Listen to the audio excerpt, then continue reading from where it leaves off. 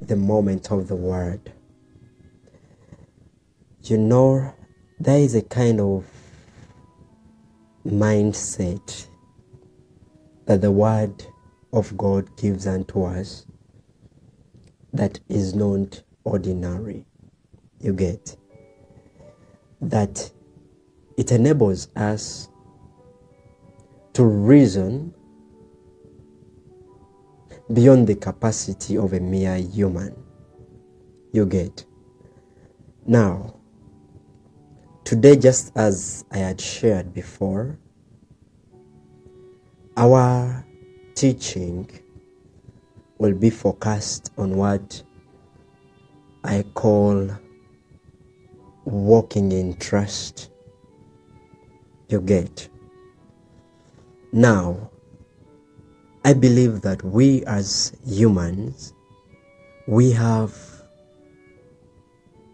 particular ideas that are passed on to us concerning how life is supposed to be. I know we have plans for ourselves that we assume that these plans are the plans that we want to see ourselves experiencing. Perhaps you might be there and you're like me, I want that by the time I'm 30, when I have this, or by the time I'm at this particular age, when I have this particular thing as part of something that I have or possess as in my life experience. But there's something very important I want to share, especially when it comes to our walk as children of God, or as those who are citizens in the divine kingdom. Now, just as you know that through the new birth, we lost our lives to Him. You get?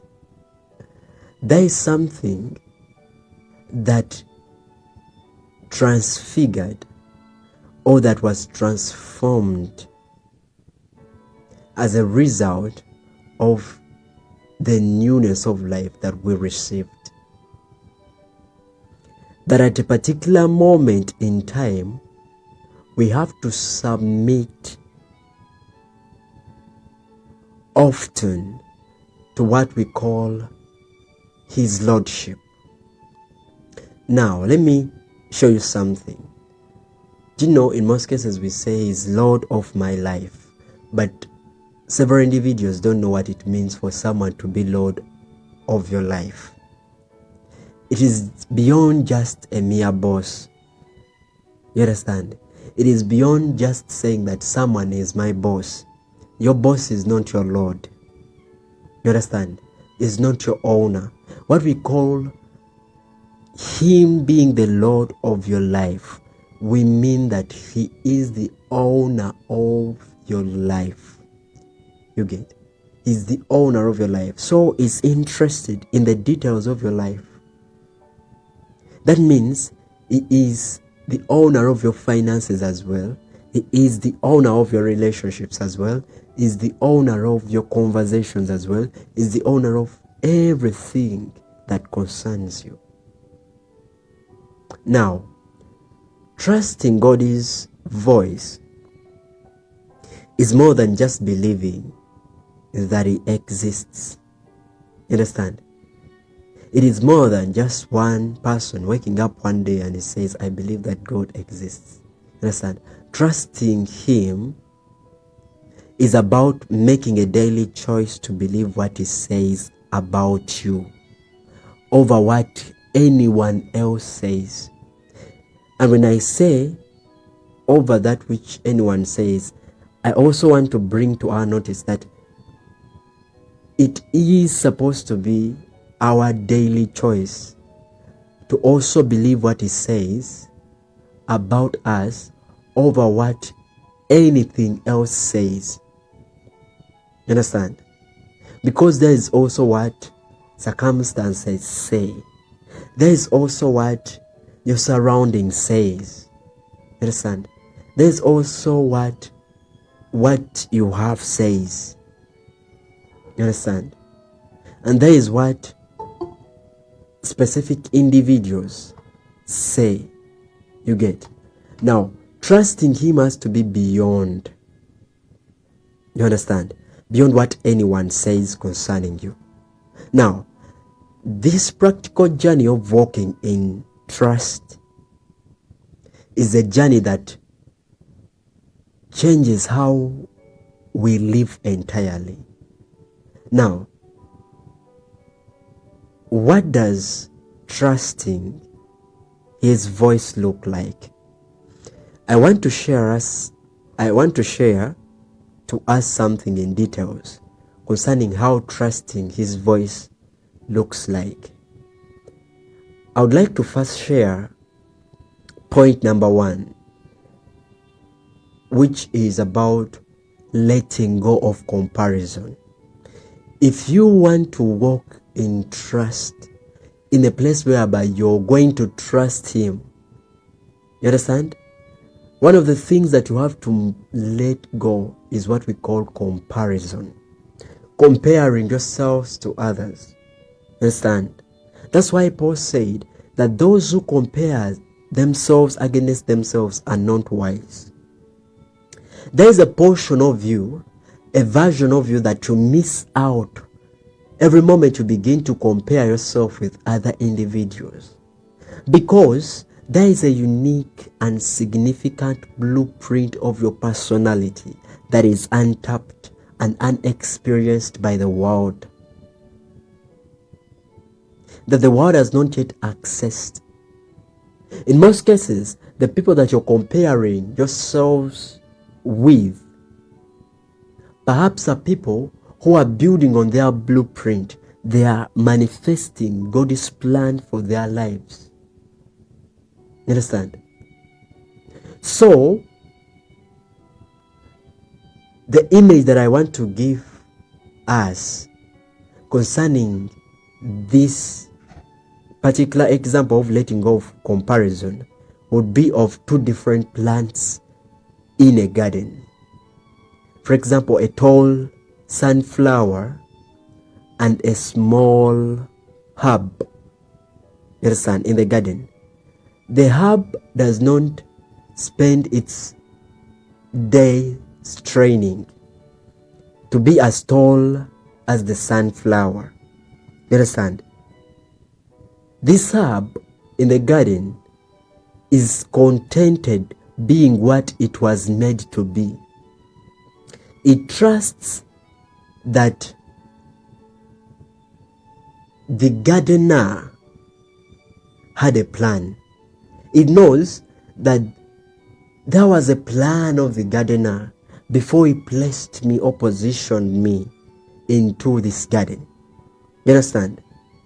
So in the same way, what I want us to understand is that trusting God means that we should stop looking at people around us and wondering, why am I not like them? You understand? Wondering, why are you not like that sister? Why are you not like that brother? Why are you not like that minister? You understand?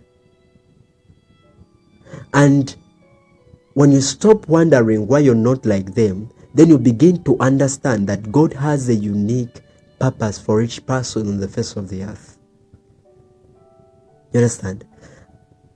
I thank God that I got to understand some time back that every time you try to fix yourself into another man's experience, you sabotage that which God is trying to build in the inside of you. You understand? There is an effectual version of your personality that you begin to contaminate simply because you want to look like a particular minister, simply because you want to look like a particular brother, simply because you want to look like a particular sister. You understand? It is written that you should acknowledge every good thing that is in you that is in Christ. You get? What does that mean?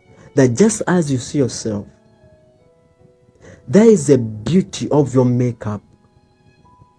There is that beauty that is attached to your personality, that you do not need to fake anything about yourself for you to be appealing to your existence.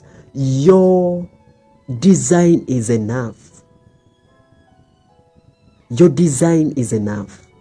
You don't need to manipulate yourself. You understand? For you to suit into the spheres of your influence. In fact, the people that you're supposed to impact need the version of you. They need your true self. The spaces that you're supposed to impact, or the spaces that are supposed to receive you, they need the original version of you. Every moment you tamper with the original version of you, you're going to be received in the wrong places. You understand? You're going to be received in the wrong places. You understand? That's what I was teaching some time back to certain students. And I told them, you know what? Don't try to make yourself stubborn if you're humble. There is no any good in being stubborn. You understand? There is no any good in being violent. In fact, the mere existence of the world proves that building is better than breaking. You understand? That's why you have an opportunity to exist today on the face of the earth. Why? Because the universe has not destroyed itself. It is passing through series of what we call evolution. It is passing through series of what we call advancement that give your existence a chance to find expression and manifest that unique thing that you were destined to bring to manifest on the face of the earth. You understand? So, your journey is yours alone. And comparing it to someone else will only make you feel either proud or insecure. You understand? Most of the people who develop proud and insecurity is from a place of comparison. They compare themselves with a particular sister and they see, me, I'm better than that sister. So there is a pride that devolves into their hearts because of comparison. And to others, the impact of comparison is negative. You understand? That it causes them to feel insecure simply because they are not like the other man. Simply because they are not influencing like the other person. Simply because they are not received like the other person. You understand? Simply because they are not acknowledged like the other person. You understand? So they have that insecurity that actually opens up in the inside of them. You get? Because of comparison. Therefore, trust means being at peace with His design for you. His own design for you. You understand? Now I will go to point number 2. Point number 1 was letting go of comparison. If you want to walk in trust. You understand? Now, point number 2 is refusing wrong labels. When I speak about wrong labels, I speak about that which people claim you to be, that you are not. You understand? The world is quick to stick labels on us. The world can say you're not good enough, you're too old, you're too young, not smart enough, you are a failure, you're unimportant. You understand? But trusting God's voice or God's declaration upon your life means you see those labels of the world for what they are, just as a lie, because that is what they are. You are not just too young. You're not what they say that you're not smart. You're not what they say that you're a failure. You're not what they say that you're not important. You understand? That is their label, and it's just what it is, a lie.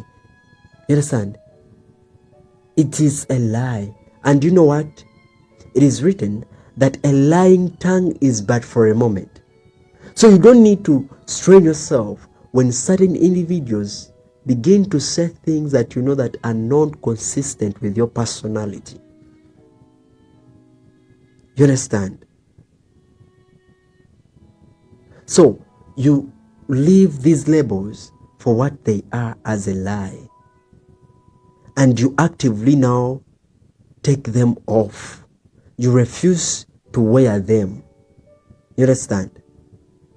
And instead, you choose to wear the names God calls you. Just as He calls you known, loved, chosen, forgiven, His masterpiece. You understand? His child. You begin then to believe heaven's record of your life. You understand? As the true label for you.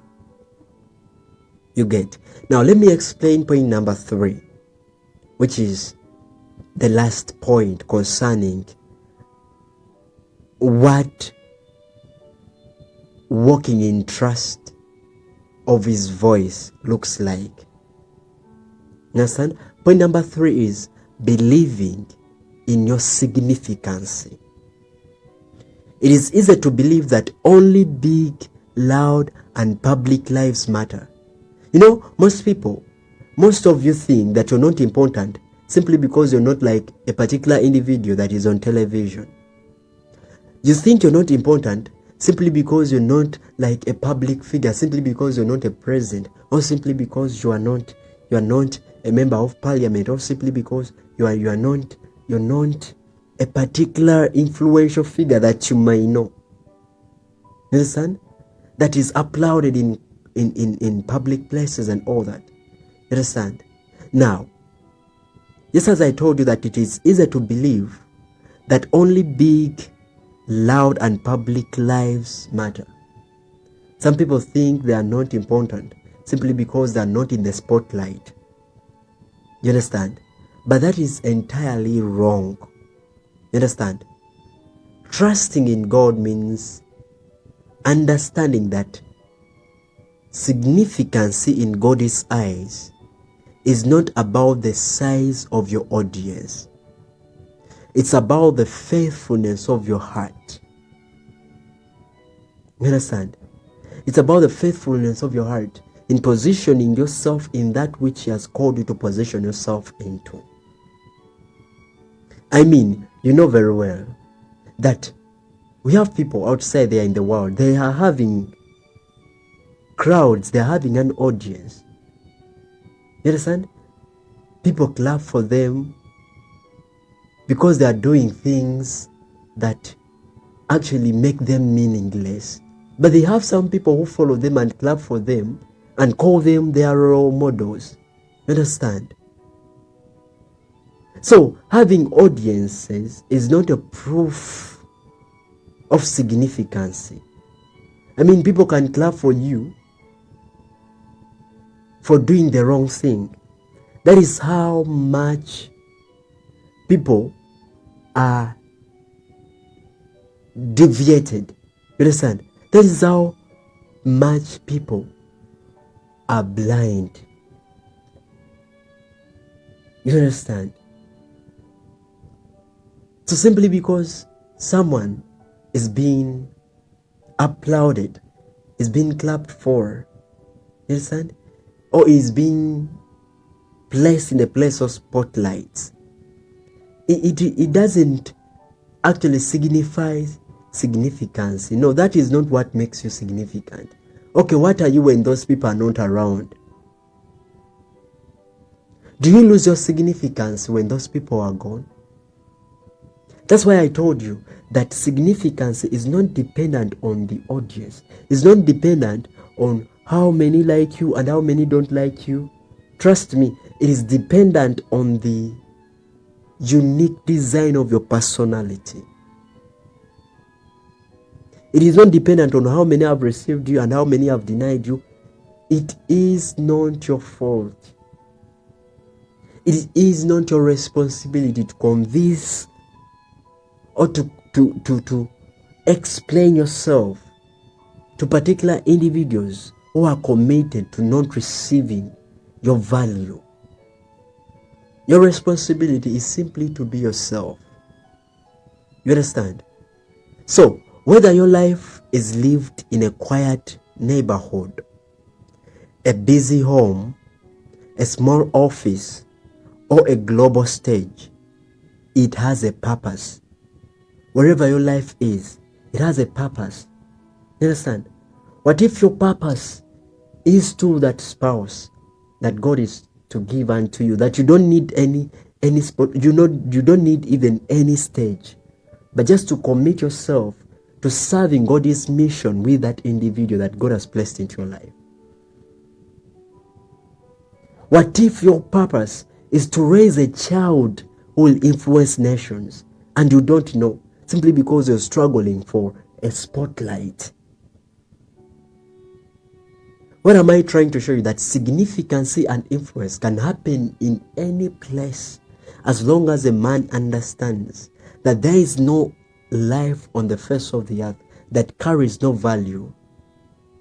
Though very many people on the face of the earth have ignored the fact that there is a value that is deposited inside of them. You understand? So, trusting God means believing that your simple acts of kindness, your honest work, and your quiet prayers are powerful and vital pieces in His great plan. You understand?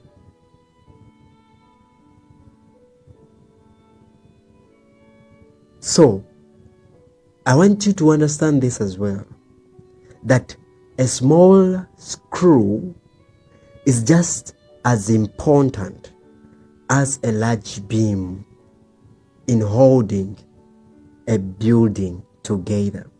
So don't despise that which is entrusted to you. You understand? Now, let me explain something small about how God speaks to restore a man. You understand? Because perhaps you have moved, or you had moved away from trusting Him, and you've been overwhelmed by the worries of what you don't have. What can I do? What is what? This is what they said upon me. This is, I don't know how far I will go in life. Listen carefully. When God is ministering to you through His word, maybe He has inspired a word to be taught, or a prophetic word, or any way that He communicates to you, or through scripture, He doesn't just tell you what to do. You understand? When He's speaking to you through His word, there is something that happens. You understand? A sense of peace in your spirit is always awakened. You understand? That's why some of you can come when you're anxious, when you're depressed, when you're stressed, but after receiving a teaching, there's a peace that comes in the inside of you, that you go back when you've cast your burdens unto Him. because you then know that he cares for you. You understand? So God's voice is like a gentle hand that carefully wipes away the dust. He is removing the layers of your fears. Is removing the layers of your confusion. Is removing the layers of your failure. And removing the layers of other people's opinions, so that he may reveal the original beautiful person he created you to be. You get? He is bringing you to the place where your spirit feels at peace. You understand? It feels that peace because your spirit is listening to its creator. You understand? Is bringing you to that place where your gifts, your talents and abilities are used naturally and joyfully. He's always bringing you to that place where your destiny, your God-given purpose unfolds step by step. So, his voice to you is true. You understand? His voice is that which calls you into being. It calls you from the place where you seemed to be in existence. Like you seem to be not existing simply because of all the opinions of people that you've collected concerning you being unimportant, being what, and all that. So his voice to you when it comes, his word when it comes, it calls you into being. I mean, it calls you into being alive to yourself. You understand? So as the world will always have its opinions concerning you, you understand? It will always have a louder microphone so that it describes you a certain way. But the only question that truly matters is this: will you trust the voice that created you over the voices that surround you? You understand? As I conclude, listen to this. Choosing to trust his voice is the first step into the life you were always meant to live. You understand? So let go of the comparison. Let go of the fear of failure that perhaps has been infused in the inside of you because of people's opinions, because of people's words, because of this one has said that, this one has said that, this one has said that. Focus on him. Look at Peter. When he was called out of the boat, he left the other disciples inside the boat. When Christ told him, "Come, walk, I am the Christ." Understand? What Peter needed to do is one thing: to look at the Christ and walk on water. You understand? Till when he meets the master. But what happened is this, that he diverted his attention from Christ to the storms. You understand? There is a reason as why for those storms Christ did not stop them. Yet somewhere in the scriptures, when the storm came, when he was in the boat sleeping, he stood up and he rose his hand and he said, "Peace, be still." Yet at this particular moment, as he called Peter to walk on water, the storms were there, but they were not a factor. You understand? He was trying to prove a point that he is Lord over the storms. That he can cause a man to walk through the storms without the storms having an impact on the man. That he can cause you to walk into a particular challenge without the challenge overpowering you. You understand? He has the ability to cause you to walk through that storm without the storm having power over you. Now the problem comes in when we shift our consciousness and our focus from him to the storms. To where will I get the money to do this? Where will I get the...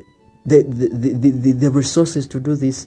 You know, when he has called you to walk towards him, he has given you an invitation to what we call endless supply. You understand? That's why it's called Jireh. You understand? He provides that which is more than enough. What he desires you to do is simply this: focus on him. Focus on him. He wants to prove to you where money can come from without it coming from your expected areas. Because most of you think that he is limited to only giving you money from your workplaces, from your relatives, from, you understand? It's not limited to that. It's not limited to supplying to you through the people that you expect. In fact, in most cases, the people that you expect, in most cases, they end up not being able, not simply because they don't want, but simply because they also have personal responsibilities to handle. And there, in that moment, he comes and proves to you that he is the source and sustainer of your life, that he can cause doors to open that you never expected, that he can lead people towards your life that you never expected to play a significant role in your destiny.